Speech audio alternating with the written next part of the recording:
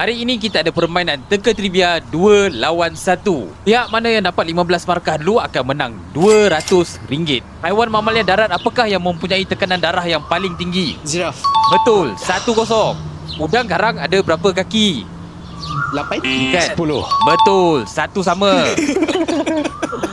Lidah haiwan apakah yang beratnya hampir sama dengan berat gajah? Darat. Bukan. Lidah. Apa darat? Ikan paus. Paus apa? Paus biru. Betul. Thanks, assist. 2-1. Buah orkid yang boleh dimakan berasal dari orkid jenis apa? Vanilla. Betul, 2 sama. Tanaman bukan makanan apakah yang paling banyak ditanam dalam dunia? Bukan makanan. Hiasan. Bukan hiasan. Cotton. Cotton betul. Kapas. 3-2. Ada berapa negeri dalam Malaysia? 13. Betul. Apakah maksud huruf X dalam TRX? Exchange. Kosong. Tapi Okey, 5-2. Berapa negeri di Malaysia yang hujung minggunya bermula hari Jumaat? 1. 3. 3 betul.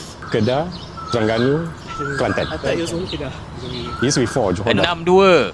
Negara manakah yang terlibat dalam perjanjian yang membahagikan kawasan Asia Tenggara Maritim? Britain dan Belanda. Betul, 7-2. Apakah nama lama Johor dalam sumber sejarah awal? Riau. Bukan.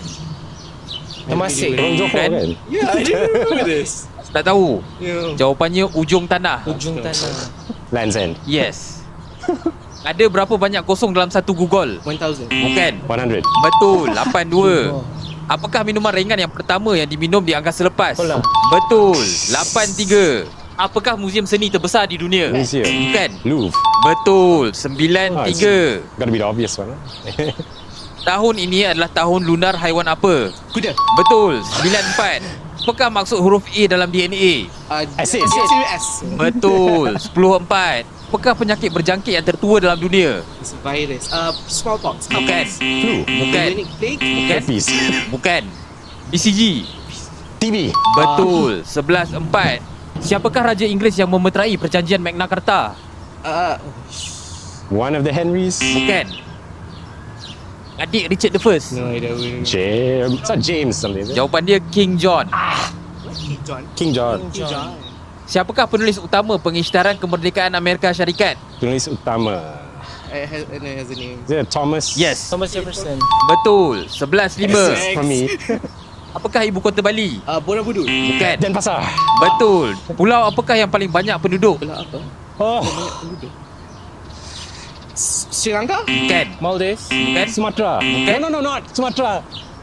Java. Betul, 13-5. Apakah negara tidak berpantai terbesar dalam dunia?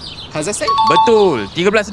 Revolusi industri bermula di negara apa? United Kingdom. England. Betul. Manchester, I guess, specifically. Betul. 14-6. Okay. Game point. Siapakah saintis yang membangunkan prinsip ketidakpastian? Schrödinger. Bukan. Ketidakpastian. Oh. Henry. Uncertainty. Yes. Heisenberg. Betul. Brian menang.